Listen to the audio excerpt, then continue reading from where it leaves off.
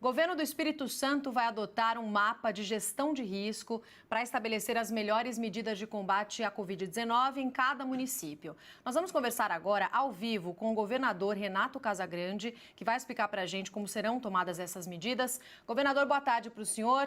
Essa iniciativa, como é que vai ser montado esse mapa de gestão de risco, como vocês estão chamando por aí? Boa tarde. Alegria estar na CNN. E nós estamos montando aqui um mapa de gestão de risco com base no coeficiente de incidência dos casos aqui no estado do Espírito Santo. Nós temos uma média de incidência de coronavírus aqui no estado. Essa média do estado foi projetada para cada município do estado do Espírito Santo. Então, tiramos um coeficiente de incidência de cada município. Esse coeficiente de incidência fez com que nós pudéssemos definir com clareza o município que tem risco baixo, o município que tem risco moderado e o município que tem risco alto.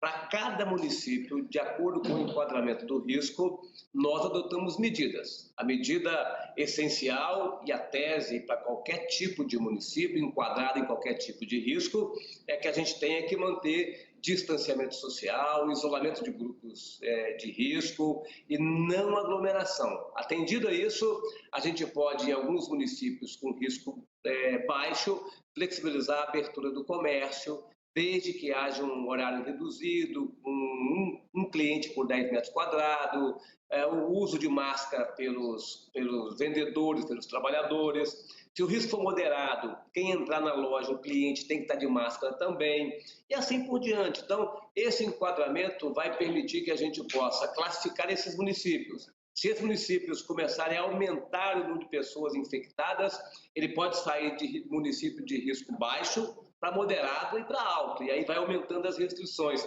Então, é um sistema que permite que o município avance em alguma liberdade econômica, ou se ele não cuidar das pessoas que estão infectadas e isoladas, ele pode voltar e receber mais restrições. Então, é uma forma que a gente tem, sabendo que a pandemia é uma pandemia de médio e longo prazo, uma forma que a gente está encontrando para ver se a gente consegue, protegendo a vida das pessoas como ponto principal, a gente permitir alguma atividade econômica que seja segura, né, com uma proteção à vida. Este é o modelo técnico que nós estamos encaminhando aqui no estado. Governador, é o Yuri Pita aqui falando, muito obrigado por atender aqui a CNN. Eu queria que o senhor explicasse como é que é o papel do governo estadual e das prefeituras na gestão desse mapa, quer dizer, quando o governo estabelece esses critérios, como que as prefeituras devem segui-los? Elas são obrigadas ou isso é feito de forma coordenada entre o estado e as prefeituras? É feito de forma coordenada, mas definida e determinada pelo estado. Se o município é enquadrado como risco baixo ou risco moderado, o estado definiu todas as medidas de funcionamento do comércio, de implantação de barreiras sanitárias na entrada de cada município, definiu como deve ser a abordagem às pessoas, definiu o uso de máscara. Então, definimos tecnicamente tudo aquilo que o município deve executar em município de risco baixo e risco moderado. E o estado dá o apoio, né, na coordenação desse trabalho. Cada município terá que montar um sistema de comando operacional para que possa saber onde está a pessoa que está contagiada, onde estão as pessoas que estão suspeitas. Então, há um monitoramento dessas pessoas, porque se o município hoje está num risco moderado e ele conseguir reduzir o número de pessoas infectadas no seu município, ele pode vir para risco baixo. Se ele é moderado e aumentou o número de pessoas, ele vai para risco alto, então limita a atividade econômica. Então, o estado definiu para risco baixo e risco moderado as medidas que o município deve tomar e nós vamos acompanhando. Quando o risco é alto, o estado e o município trabalham juntos. Por exemplo, a região metropolitana aqui de Vitória é uma região de risco alto. Então, a partir de quarta-feira, o estado e os municípios, junto com o Exército, junto com outras instituições, Polícia Rodoviária Federal, nós vamos fazer barreiras sanitárias em todas as entradas da região metropolitana, para que a gente possa identificar pessoas com febre, situação geral das famílias que chegam, as pessoas que entram na região metropolitana. Então, a forma que a gente tem de poder fazer um controle, ao mesmo tempo que a gente tem uma capacidade hoje de testar muito forte. O Espírito Santo hoje testa quase 5 vezes mais do que testa o Brasil. Então, isso permite que a gente possa avançar efetivamente no número de informações que vai abastecendo esse modelo nosso. Quanto mais testes a gente faz, o Brasil faz, por exemplo, quase 300 testes por 1 milhão de habitantes,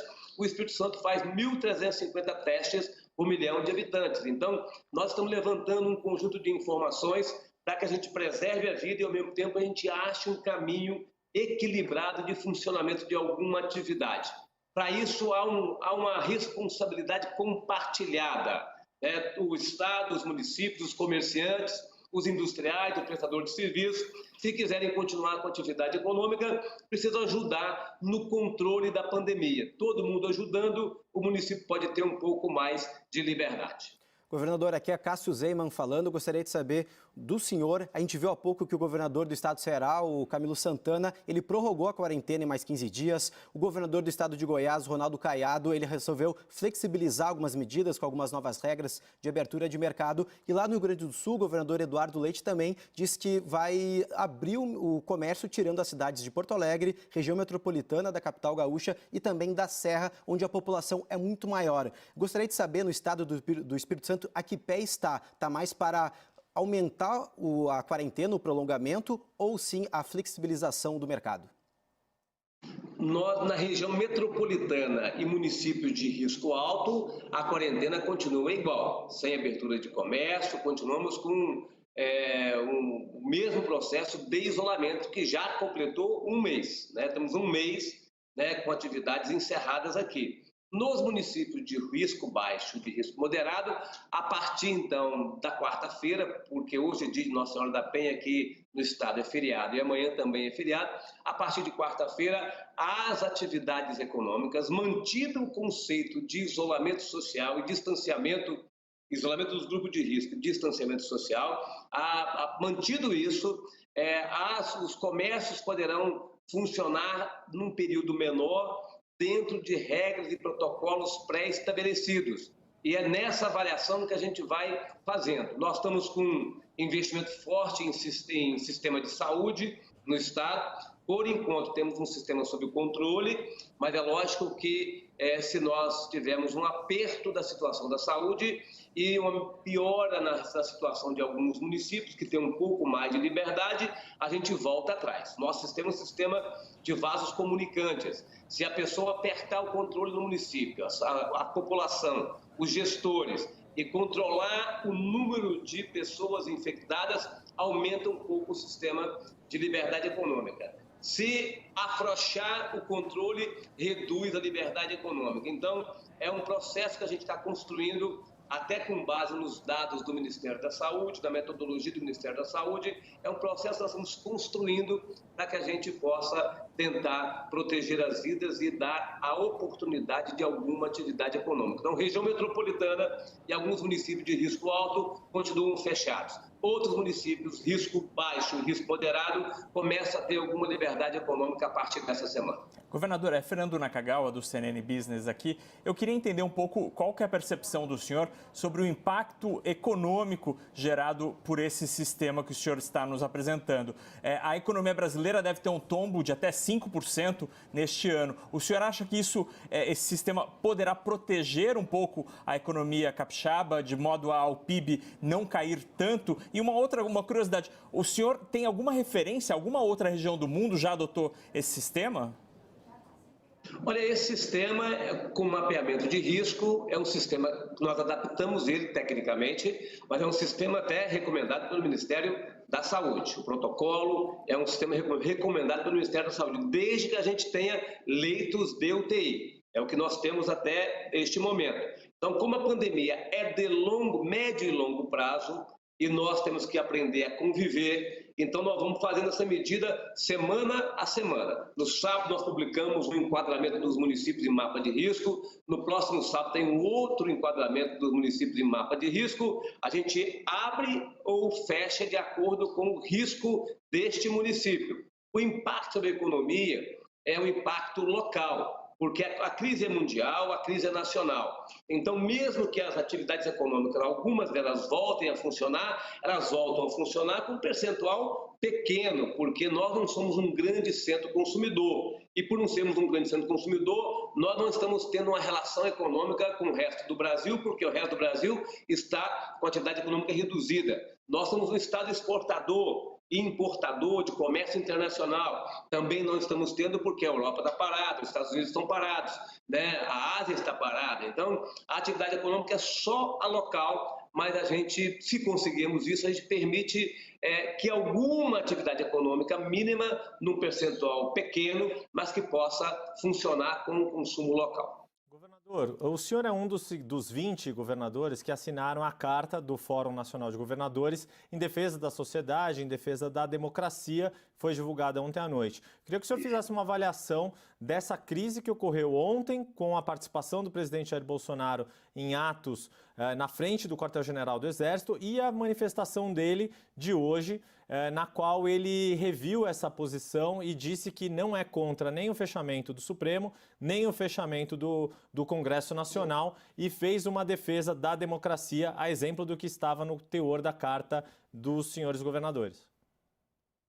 Olha, o presidente Bolsonaro tem um estilo próprio e não só neste episódio, mas também em outros episódios, ele dá uma martelada no prego e no outro dia seguinte na ferradura, mas continua criando as instabilidades e as dúvidas que estão na cabeça das pessoas. Se é com relação ao isolamento social, ele toma medidas na área econômica e na área social para proteger as pessoas, mas dá declarações e se comporta menosprezando o isolamento social. Do mesmo jeito agora com a democracia. A participação do presidente num ato em Brasília de pessoas defendendo um regime autoritário, a retorno do AI-5, é inaceitável politicamente. É bom, tomara que a declaração dele hoje seja verdadeira e que amanhã ele não tome uma outra medida que possa de novo gerar dúvidas. Nós não temos outro caminho. O que a gente conquistou nesse país nesses últimos anos foi através do debate democrático. Nós estamos vivendo o período mais longo de democracia depois do início da República no Brasil. Então é preciso a gente reconhecer que tem muito o que aperfeiçoar, mas um passo atrás, ou dúvida que possa gerar no comportamento do principal líder desse país, isso é muito ruim porque fragiliza a democracia. E nós não podemos ter dúvida de que é esse equilíbrio institucional que nos dá a soberania. Fora isso, é você viver nas trevas. E isso não interessa à população brasileira. Governadora, eu estou olhando aqui os dados do Ministério da Saúde, que não consideram dados ainda de secretarias, né, sobre o Espírito Santo, com mais de 1.000 casos confirmados e 30 mortes até agora. Quer dizer, o sistema de saúde do Espírito Santo está preparado caso haja um aumento no número de casos, no número de mortes também? Eu sei que o senhor está falando de um mapeamento para cidade por cidade, mas a gente sabe que há um problema de subnotificação e também que o contágio, né, do vírus é muito alto. É verdade, são os dados, todos nós estamos num ambiente de subnotificação, tá certo? Então, apesar de que aqui no Espírito Santo a gente a gente faça mais testes do que o Brasil faz. Como eu disse, o Brasil faz perto de 300 testes por 1 milhão, nós fazemos aqui 1.350 até agora testes por 1 milhão. Então a gente faz quase 5 vezes mais do que faz o Brasil. Vamos fazer, a partir da semana que vem, um inquérito sorológico, onde a gente vai poder mapear pessoas assintomáticas e outras pessoas sintomáticas, mas que nos dê uma radiografia do vírus neste momento. E sabendo que a gente vai ter que continuar com a prática e com a conduta de afastamento e distanciamento. Nós, neste momento, preparamos até agora em torno de 200 leitos de UTI exclusivo para Covid. Até mês de julho a gente vamos preparar perto de 600 leitos para Covid. Então nós estamos fazendo um investimento forte em leitos de UTI, com uma limitação que nós temos até agora. que é a ausência de respiradores. Nós temos em torno de 300 respiradores para que a gente possa avançar para 300 leitos de UTI exclusivo para Covid, mas se a gente quiser chegar a 600 leitos de UTI para Covid, nós não temos esse respirador. Estamos tentando comprar, mas não conseguimos até agora. Esperamos que o Ministério da Saúde possa continuar com um plano que estava sendo implementado de aquisição desses respiradores, de 15 mil respiradores, das empresas locais com apoio de grandes empresas. Isso é muito importante para que a gente possa salvar vidas. Se a gente tiver mais assistência à saúde, a gente pode administrar com um pouco mais de autonomia esse tempo que nós temos para frente. Se a gente tiver um pouco mais de respiradores e de apoio e de assistência à saúde, a gente pode manter um funcionamento desse mapeamento de risco como nós estamos apresentando para vocês, que é um mapeamento inovador. Agora, se nós não conseguirmos, de fato, avançar com os respiradores, aí nós temos que, de novo, voltar a ter medidas mais restritivas no estado todo. Governador, muito obrigado pela entrevista, pelos esclarecimentos. Falou com a gente agora o governador do estado do Espírito Santo, Renato Casagrande.